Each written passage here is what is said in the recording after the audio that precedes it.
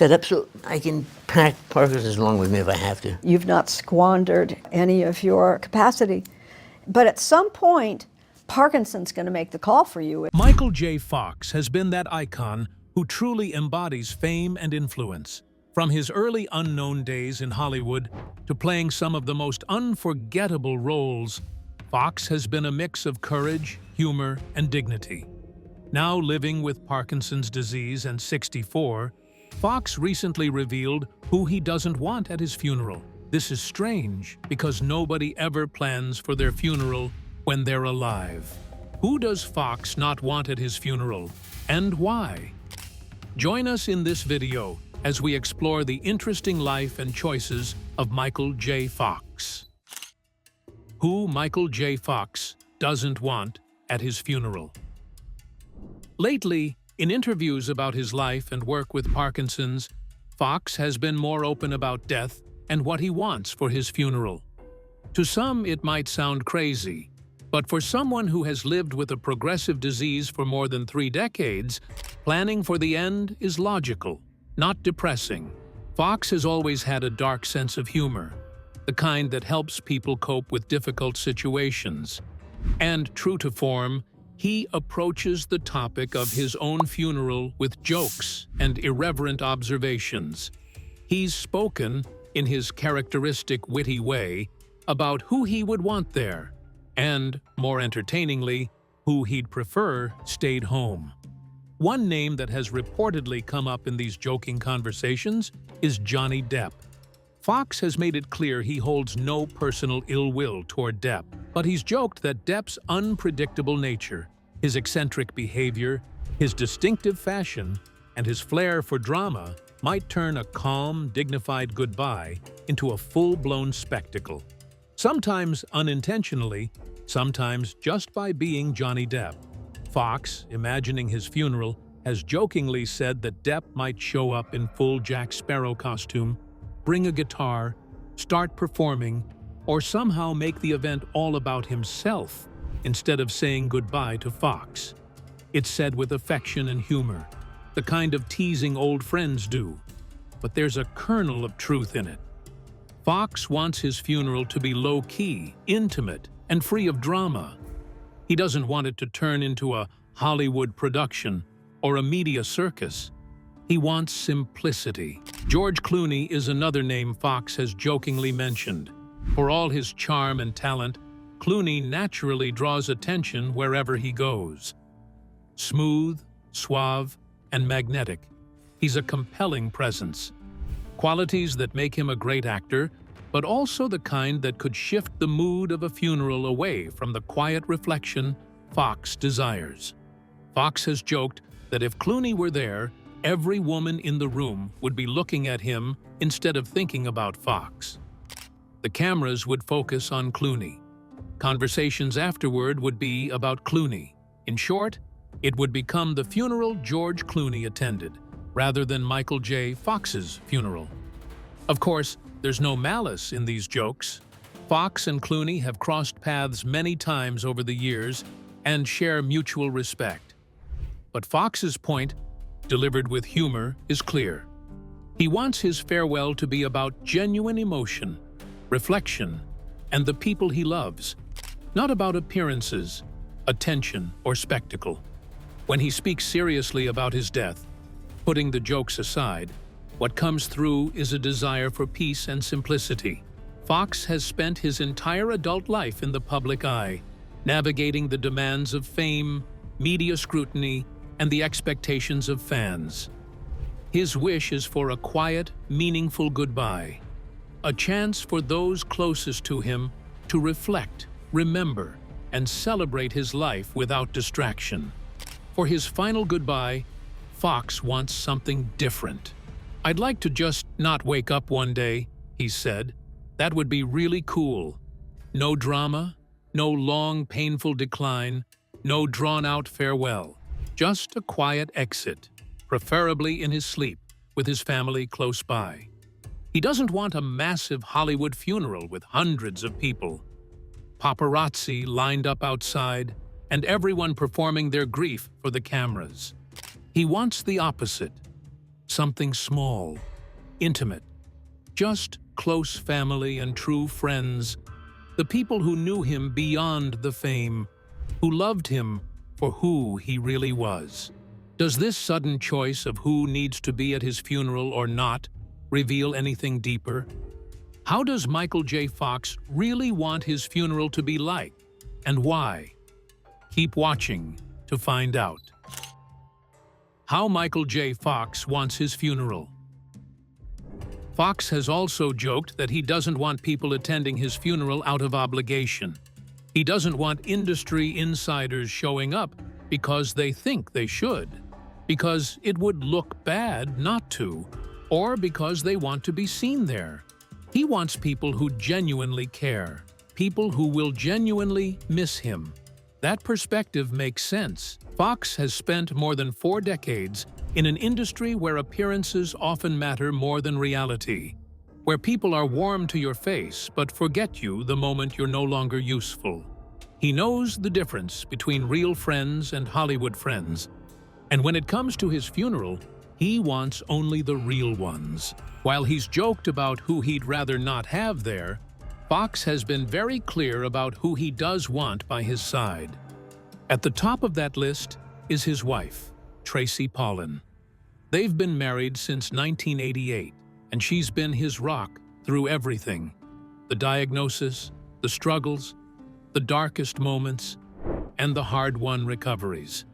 Their marriage has survived storms that would have broken most relationships, and somehow they've come out stronger. And of course, his children. His son Sam was born in 1989. His twin daughters, Aquina and Skylar, were born in 1995. And his youngest daughter, Esme, was born in 2001. For Fox, that's what matters in the end. Not fame, not headlines, just family, love, and a quiet goodbye. Fox has said that being a father is one of the greatest joys of his life.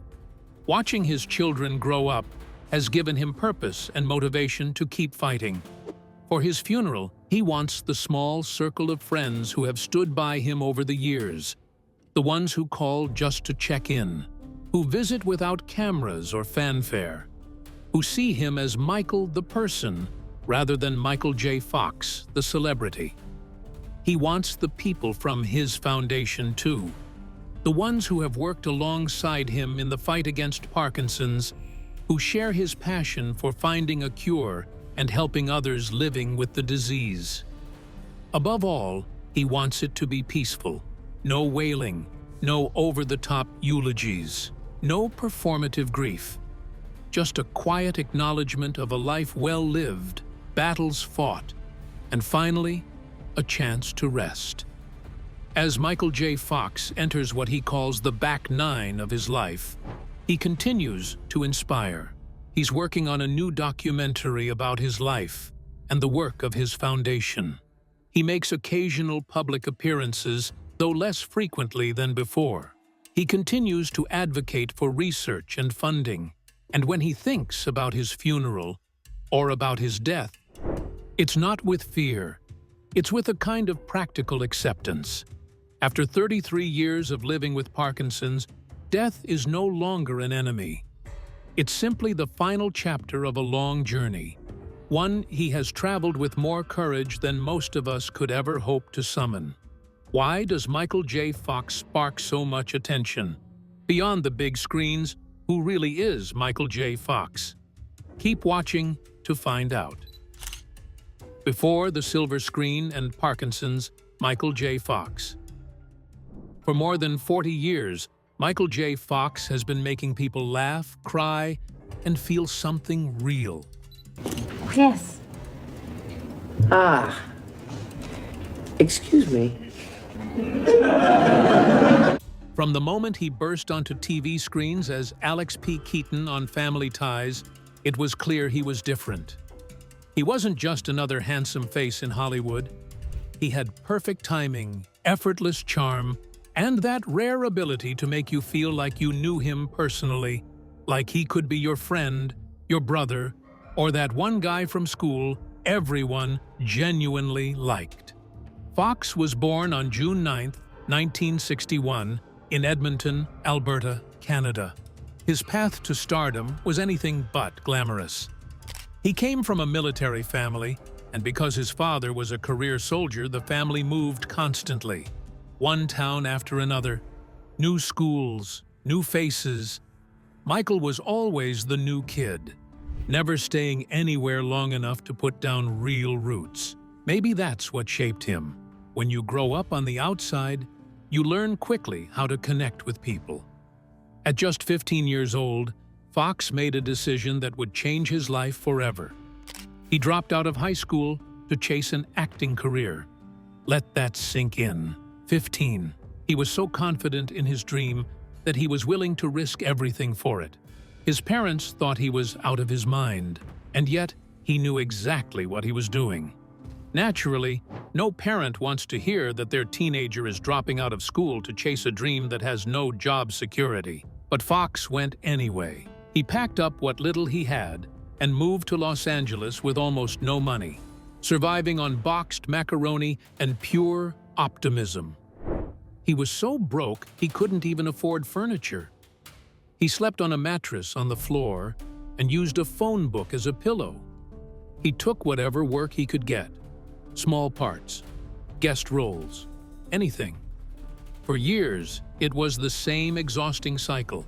Auditions, rejections, and more auditions, just barely getting by.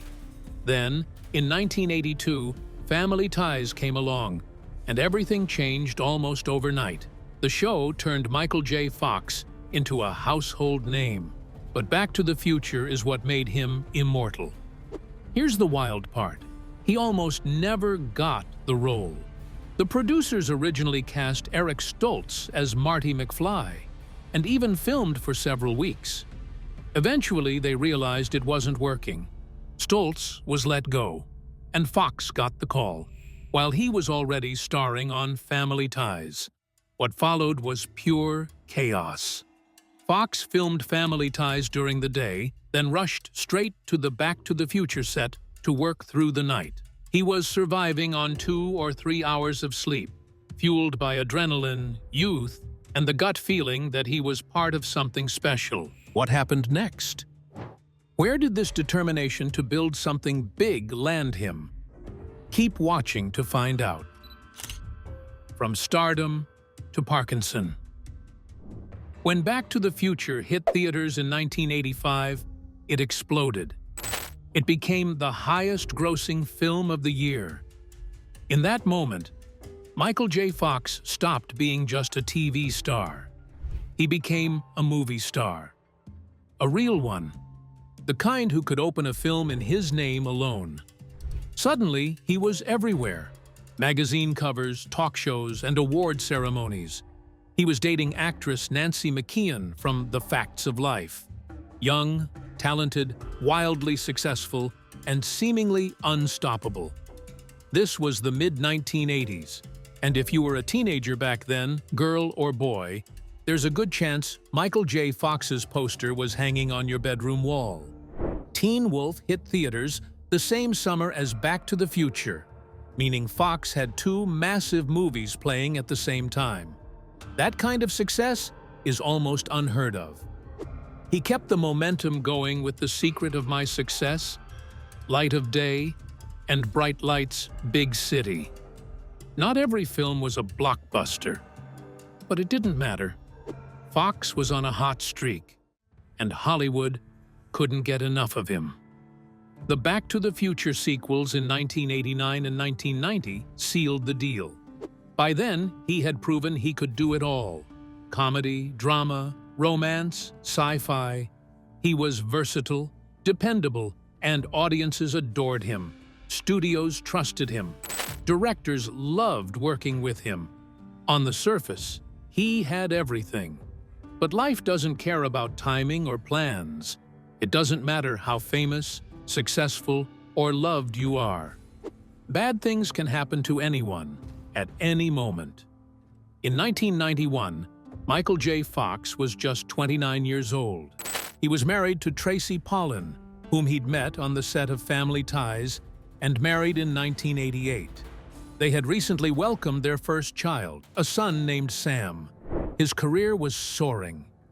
The future looked wide open. Then something strange happened. His left pinky finger started twitching, just a tiny tremor, easy to ignore. He chalked it up to stress or exhaustion. After all, he was constantly working. But the twitch didn't stop. It spread. His hands began to shake, and controlling them became harder. Finally, he went to see a doctor, expecting reassurance. Maybe it was overwork, maybe a pinched nerve, nothing serious. Instead, after a series of tests, the doctor looked at him and said the words that would change everything. "You have Parkinson's disease." Parkinson's? An old person's disease? Something you associate with grandparents, not a 29-year-old movie star at the peak of his career. Fox didn't believe it at first. He couldn't. He went looking for second opinions, then the third, then fourth. But every doctor told him the same thing. He had young-onset Parkinson's disease, a rare form that strikes people under 50. It was progressive, incurable, and over time, it would slowly take away his ability to control his own body. The diagnosis sent him into a downward spiral. He started drinking heavily, trying to numb the fear, the anger, and the grief for the future he thought he was going to have. He could have told the world. He could have asked for help. Instead, he stayed silent, and that silence nearly destroyed him. For 7 years, Fox told no one outside his immediate family. He kept working, starring in films and television shows, all while hiding tremors that grew harder to control with each passing year. Exclusively from award-winning actor and activist Michael J. Fox. Fox was diagnosed with Parkinson's disease in 1991. He was just 29 years old. He's lived with the disease for more than half his life. Did this concealment cost him even more? When was he finally going to let the world in on his struggles? Let's see. The hard revelation. How Fox opened up.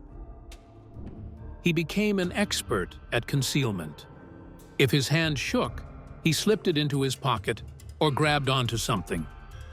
He timed his medication carefully so the tremors would ease during filming. He even adjusted his acting style, building movements into his performances that masked the shaking. In many ways, it was the performance of his life, pretending to be healthy while quietly falling apart. In 1996, he took on the lead role in Spin City, playing Mike Flaherty, the fast-talking deputy mayor of New York City. The job demanded constant energy, sharp timing, and physical comedy. It was exhausting, and Parkinson's was becoming impossible to hide. Between takes, co-stars sometimes noticed the tremors. Fox would crack a joke, shrug it off, change the subject. Meanwhile, the drinking only got worse. Fox has been open about this in interviews and in his books. He drank to calm the tremors, to take the edge off, to cope with the terrifying reality that his own body was turning against him. On the surface, he was still functional. He never missed work, never showed up drunk. But behind closed doors, he was slowly unraveling. Through it all, his wife, Tracy Pollan, stood firmly by his side. During those difficult years, they welcomed 3 more children, twin daughters Aquina and Skylar in 1995 and daughter Esme in 2001. Fox has often said his family saved him. They gave him purpose. They gave him something worth fighting for. In 1998, Fox reached a breaking point. The actor Michael J. Fox told People magazine that he is battling Parkinson's disease. Michael, all this week we have been reading and hearing that you have this devastating disease. He knew he couldn't keep hiding, so he went public with his diagnosis in a televised interview with Barbara Walters. The response was overwhelming, and not in the way he feared. People didn't turn away. They didn't reduce him to his illness. Instead, they rallied around him. They admired his honesty, his bravery, and his refusal to let Parkinson's define who he was. In 2000, Fox stepped away from Spin City. His co-stars gave him an emotional farewell, and Charlie Sheen took over the lead role. The show even dedicated an episode to Fox's departure. It felt like the end of an era, but it wasn't the end of his career. Fox continued working, making memorable guest appearances on shows like Scrubs, Boston Legal, Rescue Me, and The Good Wife. Often, he played characters who openly lived with Parkinson's, or versions of himself, bringing visibility and humanity to the condition. He showed the world that he could still act, still connect, still bring something powerful to the screen, even with the tremors, the medication, and the physical limitations. Living with Parkinson's isn't like recovering from a broken bone or waiting out a cold. It doesn't go away. It stays. It demands attention every single day. Fox has described it as unpredictable and mysterious. Some days are manageable, others are overwhelming. Some moments feel almost normal until they don't. And yet, he keeps going. How has Fox managed to navigate life with Parkinson's? How much strength has he exuded in these trying times? Keep watching to find out. Living for others, how Fox navigates life with Parkinson. The tremors may be the most visible symptom, but they're only one part of the story. Parkinson's affects balance, making falls more likely. It can interfere with speech, sometimes making words hard to form or understand. Muscles become rigid, movements slow and stiff. Sleep is disrupted. Mood, memory, and even cognition can suffer. Fox takes medication to manage the symptoms, but that comes with its own challenges. Levodopa, the primary meds used to treat Parkinson's, can cause dyskinesia, involuntary, jerky movements that can be just as disruptive as the tremors themselves. Every day becomes a careful balancing act, finding the right dose, timing it just right, trying to squeeze as many good hours as possible out of each day while minimizing the bad ones. Over the years, Fox has endured more than most people ever will. He's undergone multiple surgeries, including spinal surgery to remove a tumor that temporarily left him unable to walk. He's broken bones from falls. He's battled infections, complications, and painful setbacks. And each time, he's fought his way back. He's also had to let go of things he loves. He can't play the guitar anymore. His fingers simply won't cooperate. Typing is difficult. Even everyday tasks that most people take for granted, such as buttoning a shirt, tying shoes, and cutting food, now require focus, patience, and effort. Still, Parkinson's hasn't taken everything. Fox hasn't lost his sense of humor. His mind remains sharp. He still has his family, his friends, and most importantly, his purpose, finding a cure. In 2000, he founded the Michael J. Fox Foundation for Parkinson's Research. Since then, the foundation has funded more than $1.5 billion in research, making it the largest nonprofit funder of Parkinson's research in the world. Fox poured himself into the mission with the same drive and intensity he once brought to acting. This time, the role wasn't about fame. It was about hope. Fox has used his voice and his fame to make a real difference. He's testified before Congress, advocating for increased funding for medical research, including controversial stem cell studies. He became the public face of Parkinson's, using his celebrity not for himself, but to raise awareness and drive donations.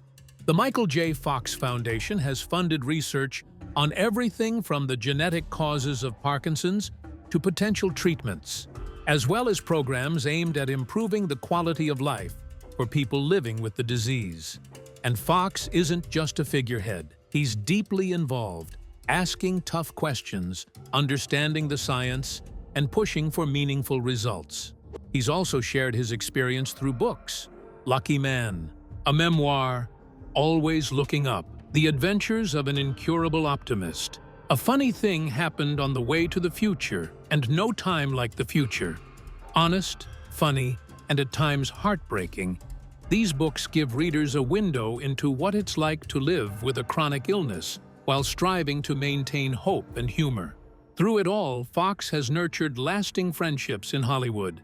Some have lasted decades, enduring the highs and lows of fame and the challenges of his illness. His Back to the Future co-star Christopher Lloyd became a lifelong friend, and the two have reunited repeatedly over the years for anniversaries and charity events. Lloyd often speaks movingly about Fox's courage and resilience, and their affection is clear whenever they're together. Fox has also maintained close ties with former colleagues like Meredith Baxter and Michael Gross, who played his parents on Family Ties. They've spoken about how much they learned from working with him, praising his talent, professionalism, and kindness, even as a young actor. And on Spin City, he developed strong bonds with several cast members, relationships that endured well beyond the show. Colleagues and co-stars have often talked about how Fox never complained about his condition, never used it as an excuse, and always brought his best to work, even on days when he was clearly struggling. But Hollywood friendships are complicated. They're often built on proximity. You're close while you're working together, but when the job ends, people drift apart. Fox has experienced that, like everyone else in the industry. Some relationships endure, others fade. It's just part of show business. What else has endeared Michael J. Fox to the hearts of audiences and the world? Is he one of a kind? Keep watching to find out. Michael J. Fox might just be irreplaceable. It's interesting how Fox's life has been through depths that should have broken others. Fox became a U.S. citizen in 2000, but he has always maintained his Canadian citizenship. He proudly showcased that Canadian pride during a light-hearted segment at the 2010 Winter Olympics closing ceremony in Vancouver. Later that year, on June 4th, Burnaby honored him with the Freedom of the City. Politically, he endorsed Pete Buttigieg ahead of the 2020 U.S. presidential election. Fox's journey with Parkinson's began while filming Doc Hollywood in early 1991, when he developed a sore shoulder and a small twitch in his little finger. Later that year, at just 30 years old, he was diagnosed with early-onset Parkinson's disease. He didn't share his condition publicly until 1998. After coming to terms with it, he became an outspoken activist, founding the Michael J. Fox Foundation to drive research for a cure. He's written several memoirs chronicling his experiences. His first, Lucky Man, tells the story of the 7 years he spent in denial and how he eventually set up the foundation, stopped drinking, and committed to advocating for people living with Parkinson's. In 2006, Fox starred in a campaign ad for Missouri State Auditor Claire McCaskill during her successful Senate run against incumbent Jim Talent. In the ad, he openly showed the effects of Parkinson's while speaking passionately about embryonic stem cell research. The New York Times called Fox's 2006 campaign ad one of the most powerful and talked about political advertisements in years. Polls suggested it had a measurable impact on voter decisions, and McCaskill went on to win the election. Fox's second book, Always Looking Up, The Adventures of an Incurable Optimist, chronicles his life between 1999 and 2009, focusing largely on his advocacy for stem cell research.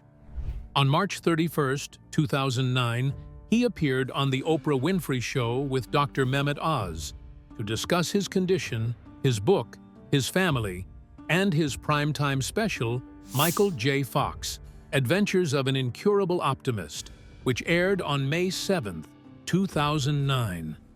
His tireless work and advocacy earned him global recognition.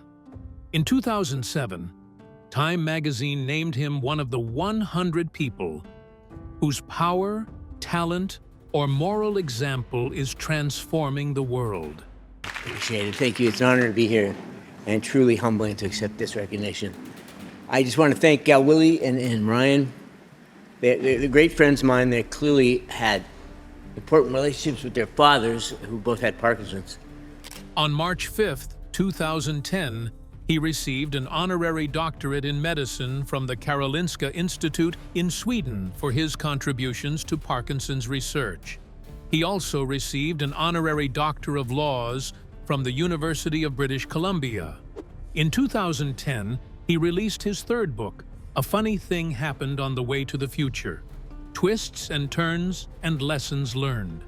On May 31st, 2012, he was awarded another honorary Doctor of Laws degree from the Justice Institute of British Columbia, recognizing both his accomplishments as a performer and his dedication to raising awareness and funding for Parkinson's research. Fox fondly recalled performing in role-playing simulations at the Institute early in his career, showing the full-circle nature of his recognition. In 2016, the Michael J. Fox Foundation held a high-profile raffle to raise awareness for Parkinson's disease, raising $6.75 million with support from Nike through auctions in Hong Kong and London. His fourth book, No Time Like the Future: An Optimist Considers Mortality, was released in 2020, reflecting on life, legacy, and the realities of living with a chronic illness while maintaining hope and humor. At the 2022 Governor's Awards, Michael J. Fox was honored with the Jean Hersholt Humanitarian Award for his tireless work in the fight against Parkinson's disease, having raised over $1 billion for research. The award was presented by his longtime friend Woody Harrelson. What does strength look like daily for Michael? What legacies has he lived and now lives for?